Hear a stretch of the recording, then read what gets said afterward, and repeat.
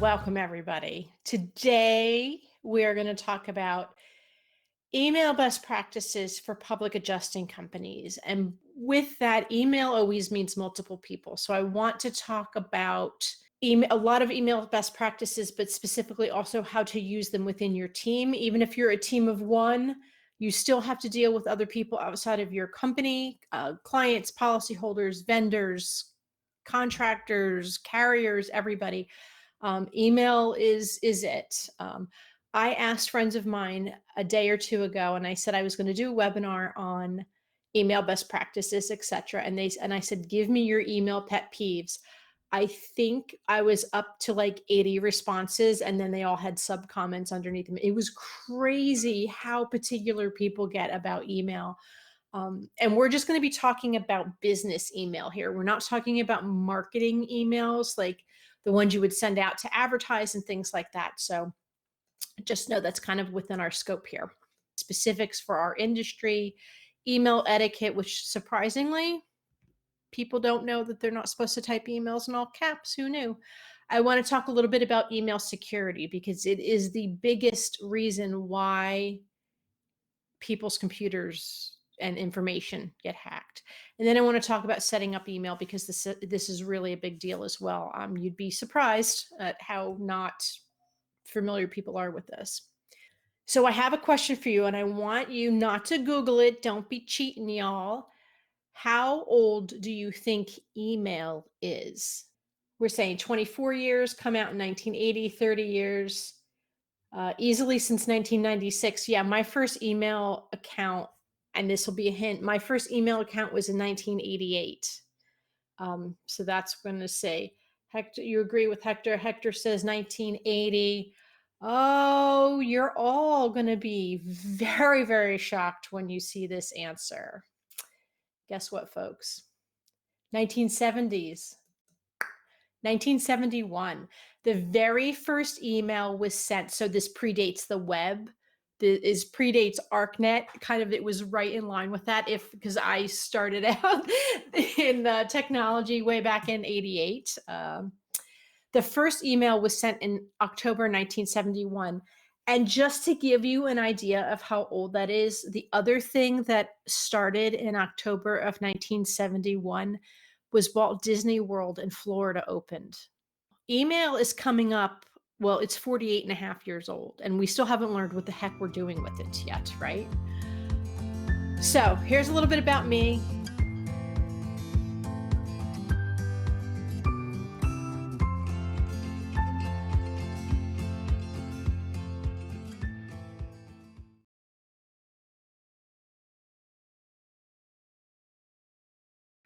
These webinars and all of this education is to help you build a strong business and foundation. That's also what the methodologies I just got certified in.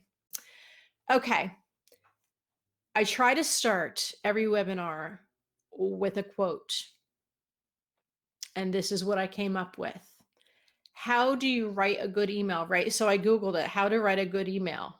And somebody being funny, but somebody speaking the truth said, write your email, delete most of it, hit send. That is the truth, right? We write novels. We ask 6,000 questions, or we respond with yes or okay, or listen, texting is fairly new now too, a decade or two old. Email's almost 50 years old. We got to get a hang of this, folks, right? Especially in a business capacity. And for us, documentation in the public adjusting realm is everything. And we're not really living and dying by mimeograph machines and fax machines anymore, although e-fax and all that kind of thing exists. Email is our paper trail. So we've got to figure out how to get a handle on this. Okay, this is scary. What's scarier yet are my numbers, and I'm going to share them with you. So the average person that works in an office, not a retail, etc., receives about 120 emails per day, work-related emails per day. The average person checks their emails 15 times a day. So when you're at work, you're hitting your phone, right? Or your computer, desktop, that sort of thing. And the average person has 2 email accounts, one for work and one personal. I have 12 email accounts that I either have personally or are responsible for as a bucket, right? So we're going to talk about a lot of those team-based emails and things like that. And I, on average, between that dozen email account, I probably receive about 800 emails a day. I check it not times per day constantly because email is constantly up on my computer. And as soon as it comes in, it dings. Um, it's enough to, it's a time suck. It's enough to drive people mad. So I am queen of inbox zero, and I know there is an official definition for that. But what I like with, I hate seeing an unread number sitting in my inbox. There are people in this industry. My husband Dave, every time we go to conferences, there's somebody he knows, and he'll show him my husband the phone, and he's literally got like 17,000 unread emails. Like he reads them, he just leaves them unread in the system, which seriously triggers my type A personality. So you probably are in one bucket or the other, right? But we have to deal with this. It's how people talk nowadays. So this is what we're going to talk about. First thing I want to talk about is team best practices. Yeah, zero is a lofty goal, right? So we're going to talk about other ways to deal with emails. We can't avoid it. So we're going to talk about best practices here and really how to deal with email within the relationships of within your business. So email equals stress for a lot of people. Let me know this. Do you I'm not going to ask if because I know the answer is yes. You have your email program on your phone. Everybody has a smartphone. So we all have smartphones. We all have our emails on our phone. If my support email for work dings on my phone, it makes a separate sound. If a new client signs up, it makes a different sound in a different email on my phone. All of these kind of things come into play. Email can be very stressful for people. As owners of the company, listen, I get it. I am an owner myself. My email is 24/7, but I can't expect my team to do that. And I can't expect my team to be beholden to their email. And I can't expect if I happen to be emailing at 9 or 10 o'clock at night, because that's when I decide I'm going to do something, that they should be answering their work emails and responding to them then. That's very stressful. One thing that I see that works, it works in large businesses and large corporations, and they've had that for eons. But something that should be more incorporated in small businesses like ours is internal chat communications, right? So, especially with everyone working from home now, use Slack. Slack, you can sign up for free. So, it'll be like yourcompanyname.slack.com. You can pay up if you want it. It gives you perks that honestly most people don't need. So, sign up for Slack for free. Everybody puts it on a desktop. If you want, you can throw it on your phone. As owners, we have it. We encourage our employees not to. I don't want them having to ding ding on the phone all the time. But it's the water cooler. We have separate channels in there for our developers, separate channels for customer service, that sort of thing. Or we have one-to-one conversations with everyone. It's a much better way than reply all or hit this, or like it's much better for your team to use a chat program just to have general conversations or ask general questions than to clog it up in email, quite honestly. The second idea here to reduce team stress, and we're going to get into this a lot later on. That's why I said it kind of looks a little flipped because I put this first, is role-based emails. So if you have sales at your company or support at your company or jobs at your company, like those are considered role-based emails. Those are not your direct email address. Those are, for a specific purpose. If you have them monitored, and we'll talk about the different technical ways of getting that done, have people monitor them in shifts. So maybe someone gets the morning shift, someone gets the afternoon shift, somebody gets Mondays, Wednesday, Fridays, somebody gets Tuesday, Thursday. When you have all people looking at a bucket email account like support at yourcompany.com, chances are multiple people may be answering that email at once. It is very confusing for your client. They don't know who they're talking to. So I really strongly suggest um, trading those responsibilities off so that if I see something come in, I don't have to go into my Slack and say, hey, did somebody pick up that email? No, I got to pick up that email. It becomes very stressful. And then the last one here is don't send or respond to emails to team members outside of work hours. So I didn't put it in here, but if anyone's interested, I can look it up because I haven't used it in a while. But if you use Gmail, either a whatever account at gmail.com, or you pay for their professional service, which we'll talk about here as well. You can use add-ons for Gmail, which I absolutely love. And they do have one. I think one is called boomerang.com. And it kind of, when emails comes in, it reminds you to send out a response if you haven't, but it also time boxes your emails. So I can sit up midnight, 1 o'clock on a Saturday and send my team and send my clients all kinds of emails, but they don't send until 9:30 on Monday.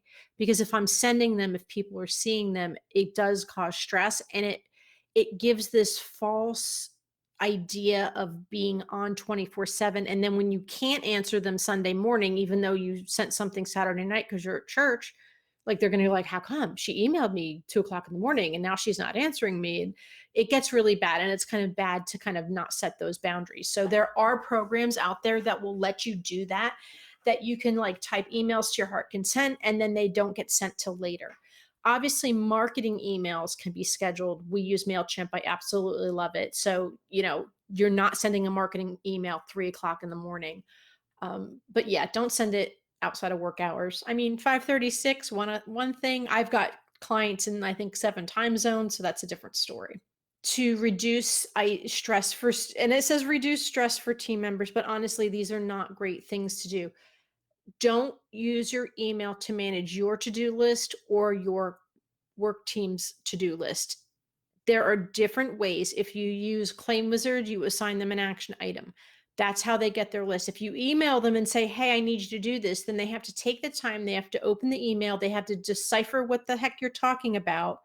Then they have to type it or copy and paste it into ClaimWizard on that claim, what have you. It's a lot of extra steps. It is way easier for you to look at the claim that you're talking about and type in something that says, hey, Chelsea, can you follow up with this client tomorrow because we are missing whatever paperwork, as an action item. It had action items and tasks and things like that have escalation paths. They have to-do lists. They have next steps. They have all these things. Email does not. Email is not how you manage a business. In fact, in 2 webinars from now, we're talking about that, because we use emails as a crutch for everything. The next thing that helps your team use email efficiently and when it is needed as a communication device, because that is what email is, a communication device, right?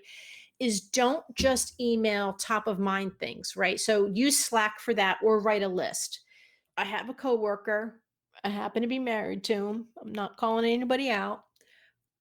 He thinks of something or needs something to be done or has a question on something. It's an immediate firing out of his brain and it disrupts my train of thought. Or if I'm on a phone call or working with one of you or something like that, it becomes very difficult. He doesn't need an answer right then and there. If you don't need an answer right then and there, I want you to write it down on a list and send out that email once a day. It'd be like, hey, Chelsea, here's a couple things I was thinking about today. Can you get me an answer by the end of the day tomorrow? And just fire off your 5 or 6 questions in one email. It becomes much more succinct and much easier for them to kind of sit down and bang out all the answers at once rather than 5 or 6 different emails trickling in through the day. They respond to emails 1, 2, and 5, but they miss some others. It becomes very messy. And the hitting reply and answering and things get out of joint. It's not a good idea to do. Keep a top of minds list by your desk. And even if you just write down questions and then put the initials of the person next to it, so at the end of the day, before you go home or shut off your computer, you can type out everything to everybody on the list, to each of their emails, get it done, and then worry about it, if it got done by the next day. The next is don't send work in progress documents via email. Email is not a document management system. Work on documents in a document management system, not back and forth through email. Plus, I'll be honest, it clogs up your email account with those attachments back and forth, and you'll run out of space very quickly. The next, and we talked about this already, is adopt a company-wide discussion board. And by that, it's chat board, Slack, that sort of thing. I'm not talking about a bulletin board. But those are good things for, hey, did Sarah, did so and so call me back? Yes or no? Okay. And then I'll go check. Like those shouldn't be emails, questions like that. You don't need paper trails of that sort of things. And then the last here is when you do send your team members emails, tell them why you sent them an email and what you expect back from them. Just don't say, "Hey, I talked to this client today and this is what we talked about." Why are you telling me that? Like, do I need to know about your conversation? Are you doing it just document it, keep it in the claim? Do I need to know that you talked to so and so and she finally picked out her roof colors or whatever the deal is going to be? No. Okay. Okay. You talk to this client, she's going to answer you back or she's going to respond. And then the next day, she's going to send you the receipt for the roofing tile that you can then give to, show work in progress. All right. Perfect. Now you have a call to action. That's what CTA means. Always make sure that your team understands why you're emailing them and what your call to action, what you expect to them as a response. I want to talk about some specific things to your industry for public adjusting, right? So, email is a lot.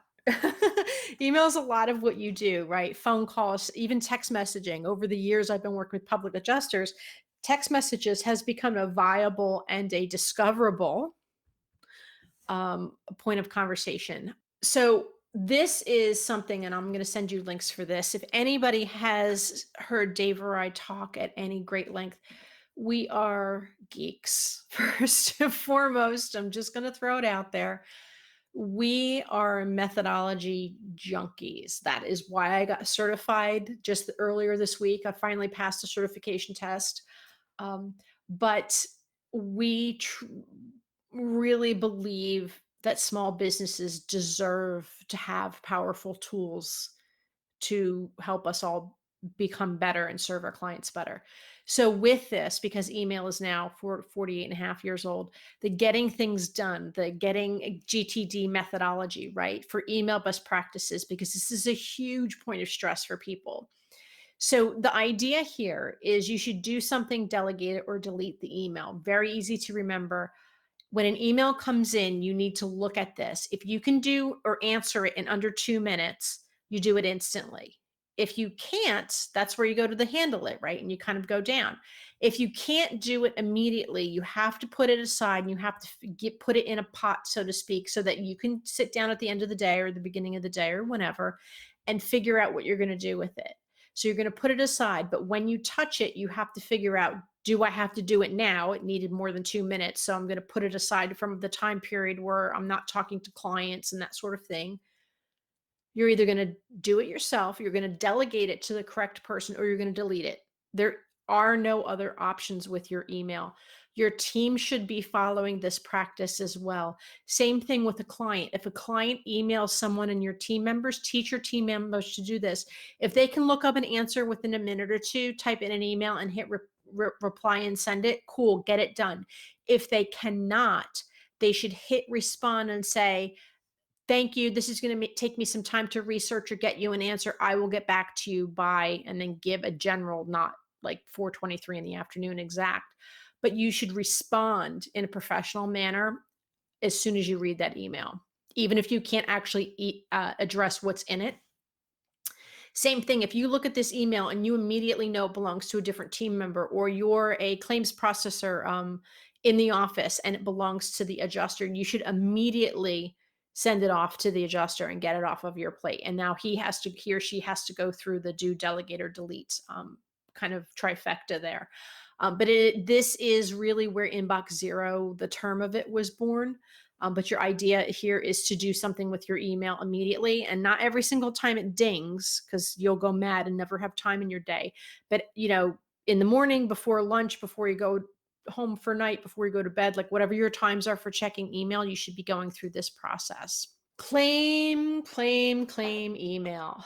We highly suggest, whether the carriers ask for it or not, because it is becoming the norm, that you use the carrier claim number in the subject line of every single email. We are making changes here at ClaimWizard so that we'll be able to do something meaningful with that as well. But the carriers they have automated systems. Humans don't look at these things. When you send a letter of representation, a human's not looking at it. So you can put as many niceties as you want in it. They're scanning it in. Some intern is scanning it. It's going through an OCR system. It's pulling out the relevant information and it's getting tucked away in a database someplace. And somebody else is going to have to deal with it in a couple of weeks.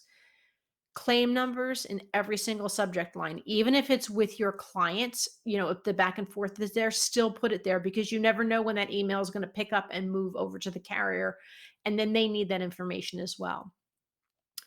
I highly recommend that you use pre-approved boilerplate templates for carrier communication. Don't just fire off whatever you feel like. If you're sending them information, it should be in a fairly structured manner. What a lot of people do if they use ClaimWizard is they actually just make text documents that pull in all the relevant information, copy and paste it, throw in an email rather than printing it on a regular document. We are working on improvements on that as well. The third thing here is always to put the ClaimWizard email address as the CC. So when people reply and respond and back and forth, you're automatically archiving that email into the system because that means that your team has to touch that email less often. A million years ago, back in the late 80s, I worked for a boss and email was very new. It was with our big fax machine. And he would have me print off his emails because he had an inbox that he didn't know how to get to.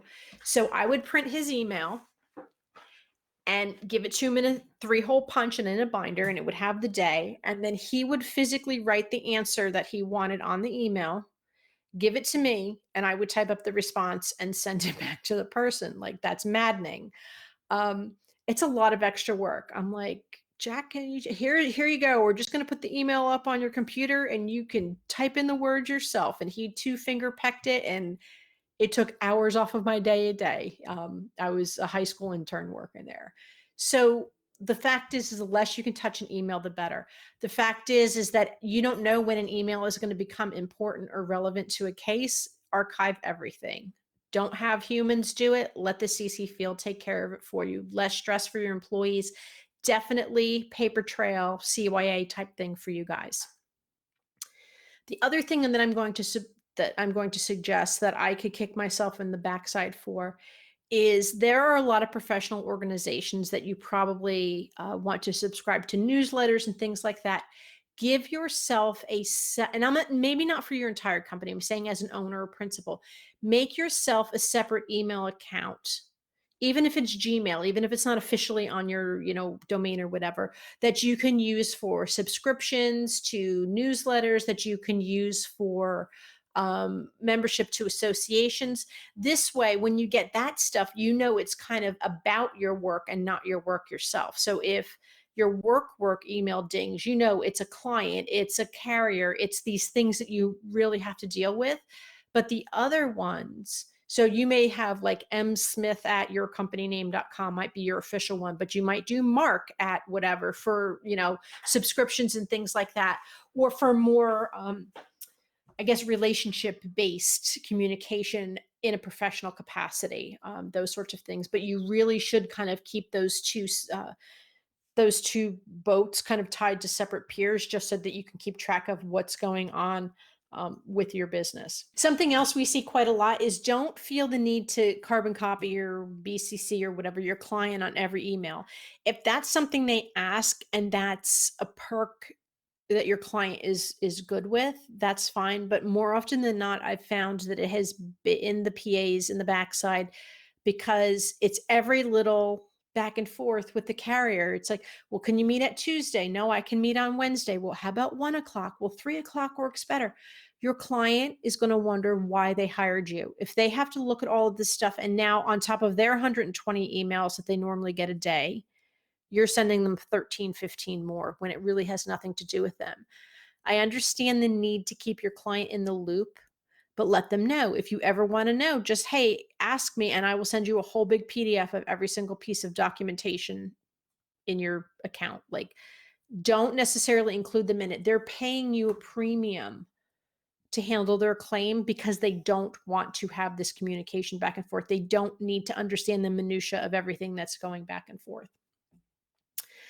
And then the last suggestion I have here, which is a pretty strong way to kind of get things off your plate and to have them self delegate, that is, if you use an administrator or a claim processor or someone in the office to handle your caseload in any capacity, put that information in the email so they know if they're going to respond to you that you're not really going to be the one to get back to them. It might be someone else. But in your email programs, there is a way that you can change the reply to address. Or I should say, I send an email to you, right? Sorry, we're going that way. And you hit reply to Lynette. Maybe I'm going to have it go to support. Maybe I'm going to have it go to my admin because I know that I'm not going to be the one that has to handle this, or I'm going to be on vacation, or whatever the deal is. But always try to include that information, especially if you need to kind of duck out of the conversation and add somebody else in the loop.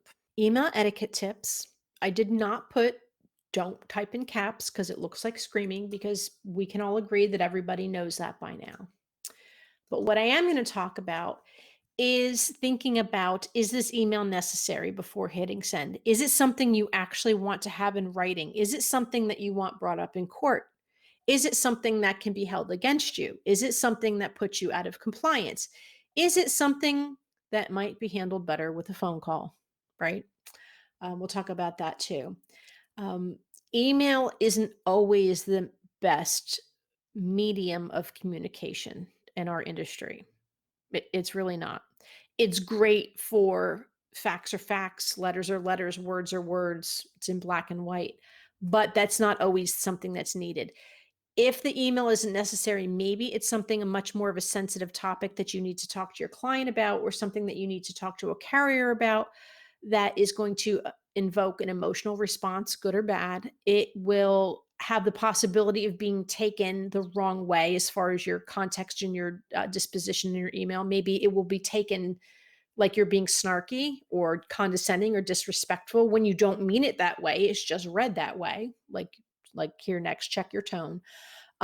So if it's something that you really need more of that human element behind, make a phone call, follow up with email. So I know that's on another slide, but I also want you to check your tone, because I cannot tell you how many times I've been at clients consulting and I see their email, and I will see that they email the carrier when they're not happy with a settlement rejection, and they'll go, well, that's stupid. Why did you tell me that number? I'm like, did you just call the carrier stupid? Like, what? Please don't put that in writing. Check your tone. That's also why I like the idea of these boilerplate type of emails, so that it is very, very not very formal, but, very already done, very already kind of checked. I's are dotted, T's are crossed, that sort of thing. Also think about this. Don't add more people to the email than actually needed. If someone is on an email into the to field, that means the information and the response needed is coming from that person. If they are copied on it, it's generally because they are in a position above the person that you're talking to, right? Or, copying a spouse or something, somebody that needs to be kept in the loop, but is not required to perform an action on that email. BCC is kind of just like keep in check, like here's what's going on. So, when things get crazy. But don't add your whole department on an email to a client if they don't need to be involved in that email with the client. Throw it in a ClaimWizard. If someone on the team needs it, they can always go back and reference it. Next here, can this email be a call, or do you need an archive of the exact conversation? So my thinking here with public adjusting is, if you are talking about money, especially with a carrier, especially with a client, don't promise them anything until you actually have things to talk about, right? If it has to do with money, the answer is yes. It should always be an email, and then offer to follow up with the phone call to explain the email if needed. But I truly believe that money always means email. You need it in that primary piece of documentation. It could be that you want to talk to someone on the phone, like we have talked about before. Follow up the email with a summary, or follow up the phone call or the in-person meeting with a summary email. Thanks for taking my phone call today. We talked about X, Y, and Z. This was my, because if it's totally wrong, they're going to email you back and say, no, no, no, no, no, that wasn't the number we talked about, but you have it in writing. But again, email should be there with the phone call. Depends which the order should be. One of the other things, and this made my life so much easier, even though I'm not in the exact industry as you, is that if you're looking for a meeting time, give 2 or 3 available times instead of saying, well, when can you meet? And then they tell me the time, and it's the only time that I had happen to have a doctor's appointment that week. I also highly recommend using a scheduling program. We use Acuity. I love it, love it, love it. I have a link for it if you want to use it. Um, it's phenomenal. There are other ones that snap directly into Gmail. There are other ones that you can use something. Outlook has it built in. If you want to dig around, you can learn how to use it. But saying, here's my calendar in the next week, pick an available time. Or, hey, I have Tuesday at 2, 3, and 4 o'clock available. Which time works for you? Much easier to do that than leave an open-ended question, because that is going to be a whole lot of emails bouncing back and forth. If you use a scheduling program, all the email is out. They look at the calendar at their leisure. They pick and sign up for it at their leisure. Everything is automatically taken care of. All you do is say, here's my link, pick a time, and you cut out a lot of the noisy communication in between. Okay, email security tips. I might turn the video back on for this, guys. I don't know. Maybe I will. Okay, here I am. Email security tips. We're going to be talking about this. If we are anything at ClaimWizard, we wear tinfoil hats, right? So we are very security minded. Can we all agree that email and email spam is a huge way that viruses spread, that information stealing, identity theft, stealing credit cards? Email is how it happens, right? Web browsers, weird things getting installed there, which we get from time to time because somebody will get something installed weird on their computer, and then ClaimWizard doesn't act right, and YouTube doesn't act right, and Yahoo doesn't act right for them, or Facebook, and then what winds up. But email is the biggest way. Email phishing schemes, and you have a relative in Nigeria that you now have money from. They just need your routing number. It's horrible. Just, you can't. We're going to be talking about this. Okay. So here, I want you to avoid the spam trap. I'm going to make this bigger, and you're going to have all these links. There are words, even though you're not doing marketing email, you're doing business email, like the one-to-one or one to a small group of people. There are a lot of words that exist, like free or credit card, or think even words like that, if they're in your subject line. The company or wherever you send your email from, right? If you're using Gmail or Yahoo or your own GoDaddy, or you have your own exchange server for work and things like that, there are still larger clearinghouses. I worked with one called Spam House, HAUS, because I did work in an email service provider. These emails don't go directly from your computer and your email address to the person, to the recipients. It goes through a lot of different channels, and it is checked literally nationwide and globally for spam, right? It's just how email works. It's nearly 50 years old. It's a very mature, very robust industry and technology. Therefore, it has the most precedence for being misused. So you're going to have a link here, and it's by HubSpot, and I'm a huge fan of them, that says, here are the words that you should avoid in your subject lines because you're going to get caught for spam. Spam, if you send so many within so fast, and they have a lot of these words in them, and there's all of these weird levers that you can pull and hammers that you can bang on that will get your email account or even your entire domain for your company put in the spam hole, basically, and you get blacklisted, and it sometimes takes people years to get out of it. Just don't do it. Best case scenario, your email does not wind up in the person's inbox. Worst case scenario, your entire domain is blacklisted globally. Like, there's a big thing, right?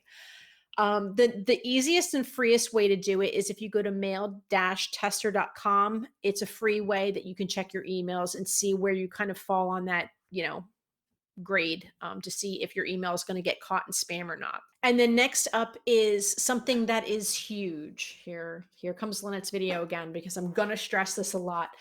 A lot of people use Gmail or Yahoo or me.com, or like, a free email system. It's a free email address, I should say, for your business, which is totally cool. Just, don't be, QTPA curlyq at gmail.com. Like, don't be professional. Most of you have your names and stuff like that. Totally cool.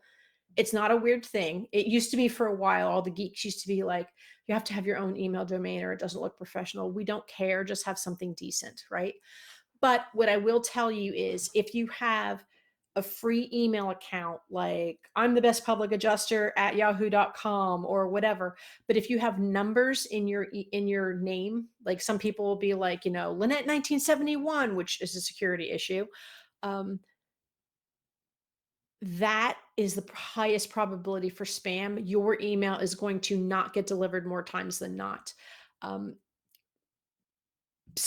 Spam bots and all that, they go through and they make scripts and they create free email addresses all the time to do bad things. And they just throw numbers at it because that's what the algorithm can do. So you're going to have a bad time. I sincerely talk about getting a regular email address at that point. Okay. This one's getting to full screen, folks. This right here is probably the best advice that I can give you for dealing with professional email. Do not share your email accounts within your company.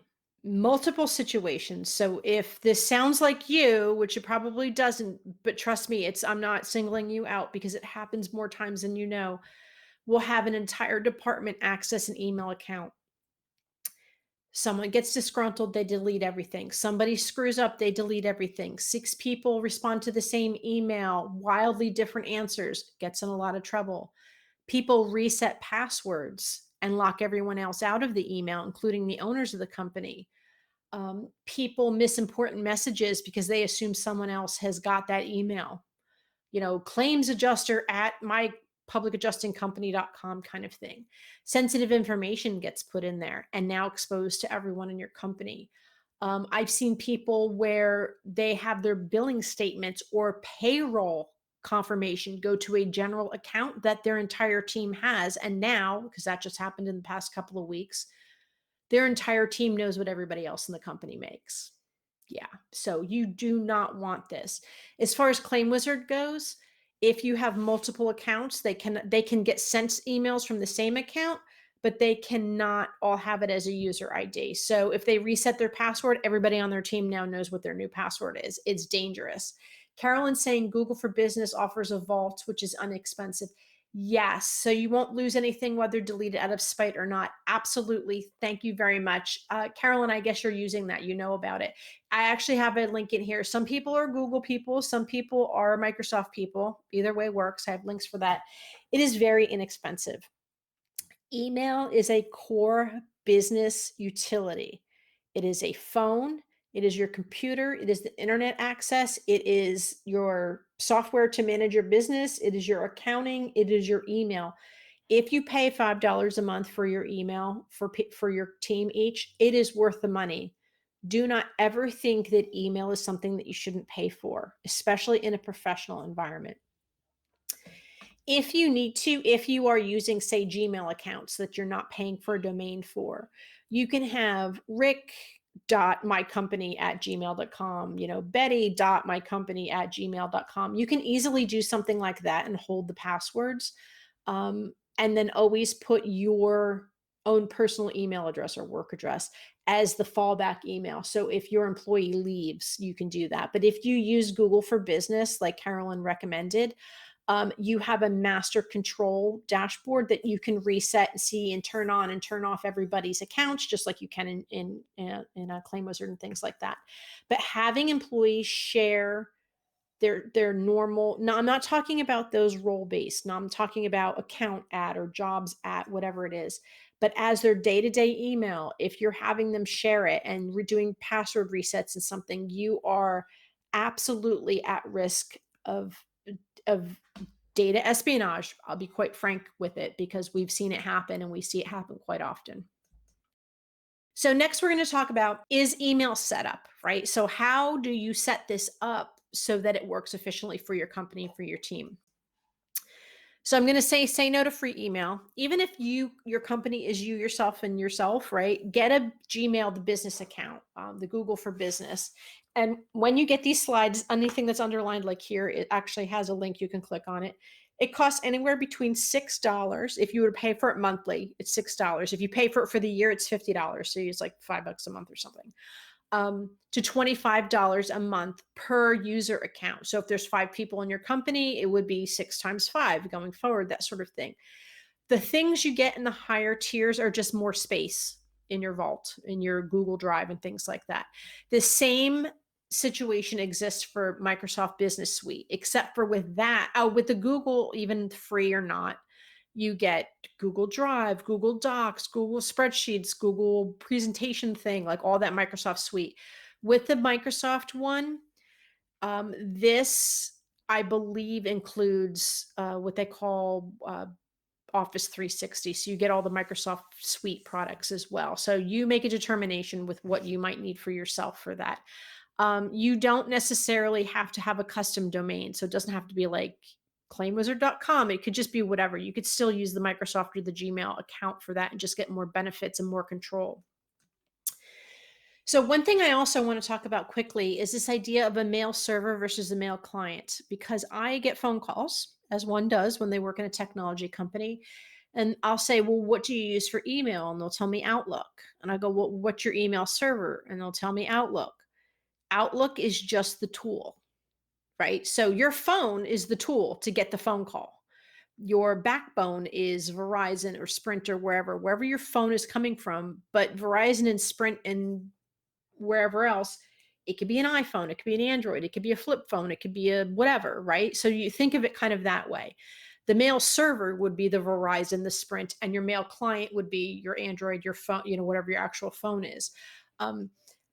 I have a Gmail account that I actually bring up on my computer, and I use Microsoft Outlook. So you can use a Gmail account inside of Outlook. It can be mixed back and forth. Some of them you can buy. They're much more small business friendly, like the Microsoft and the Gmail, to be quite honest. If you're a larger company, and I'd probably, off the top of my head, I'd have to say 6 or 7 people, if not more, you can get an email server. Email service provider like GoDaddy or Rackspace. Media Temple is a very cheap solution. You pay a flat fee and you get as many email accounts as you want. You have restrictions on how big your attachments can be and how much file space you can take. But if you want to pay 20, $30 a month and only get email and have it on your domain, and you need 30 different email addresses, Media Temple and something like that might be worth your time. But what you're going to do is you're either going to Google email hosting provider, that's kind of what they're called, or on the mail client, you're going to talk about desktop web app, which is like Google when you log into gmail.com, or a mobile application. So these are the different things you have to think about: who has access to what and where. Some places don't give their employees the password to their email account, so they have to only access it from work, and some do. So you can lock them. And like when you use Gmail, for example, the Google Business, you can tell if you want your people to be able to reset their own passwords or force them to reset passwords and things like that. So that $5 or $6 a month actually gives you quite a bit of flexibility and control over things. Next up here, a couple slides, and we won't go over it in super detail, is your email signature. It means a lot. First and foremost, if you use ClaimWizard in the portal, put your link in there. I strongly suggest that if you're a licensed PA, that you put your license number in your signature. But if you're in multiple states, that gets messy and big, to just put a list, I'm licensed in PA, New Jersey, Rhode Island, wherever. A big suggestion that we have, that we've implemented this or suggested it when I coach clients, and it has just worked amazing for them, is learn how to use email signature templates and use different footers, different signatures, depending on who you're sending to. Depending on who you're sending it to, the recipient. So when you're sending a carrier something, maybe put your license numbers in there, click here for support, like whatever they need. If they need, click here to schedule an appointment with me, like things that the carrier might need to do with you, or a carrier like a field adjuster, a desk examiner. Those things don't make any sense for your clients. Your clients are going to need, here's a link for the portal. Here's a link for, a one page on how to prep your house for, an on-site visit, whatever those things are going to be, or maybe even a third one for prospects or something like that. But put helpful links for depending on who the recipient is. Tough love. This actually came from Facebook and a lot of other things. My friends are funny. Um, just so you know, when you put that huge legal disclaimer at the bottom of your email, it doesn't mean squat. It has been disproven in courts, in states, all over the place, every which way to Sunday. The legal disclaimer means nothing on the bottom. The worst part about it is I've seen people copy and paste legal disclaimers from carriers, change the wording, but not change the links that the disclaimer goes to. So when I click on your disclaimer, if you have a problem with this email or need to report it, please click here. And you know what? It goes back to Allstate. That is straight up stupid. Please don't do this. Also, I have gotten the response that I am not going to consider the environment before I print out this email, right? Yeah, Carolyn's like dead. Yeah, it's the truth. Um, People don't print emails. They're not going to consider the environment. Just stop, people, with your little recycling thing. That was cool in 97. We're not doing it anymore. It wastes time. And especially when you're having a back and forth email chain, if your signature with these, like all these things and the inspirational quotes and whatever else, or the weather bugs, the weather widgets, that's just wasting space. And I have to scroll through more, quite honestly, crap to get to the actual piece of it. I have email signatures because in Outlook you can do this. I'm pretty sure you can do it in Gmail as well too. My initial email out has my full signature. When I hit respond or reply, it has a shortened, abbreviated signature. They already know who I am. They can scroll, they can get the stuff if they need it. You don't need it. Very good. And if you send me the email by accident, I don't know how I'm really supposed to destroy something digital, because trust me, it's backed up on some server someplace. So okay, we're going to talk about role-based accounts, what they're good for and what they're not good for. So these are some things that I've seen working with an email service provider, marketing provider, and also in the course of working with ClaimWizard. If you have email addresses that look anything like this, they're for departments, they're for groupings, they're whatever, they're not a specific person. Unless someone's name is B. Illing and it comes out billing. These are considered role-based accounts. And a lot of times, if you try to subscribe to an email marketing list or anything like that, or even this webinar, a lot of times it will kick it back. But they do have their role within your company, and they're very good for clients because they'll say, oh, I'm gonna work and I just help at, or support at, or sales at. Like, it's an easy thing for people to remember.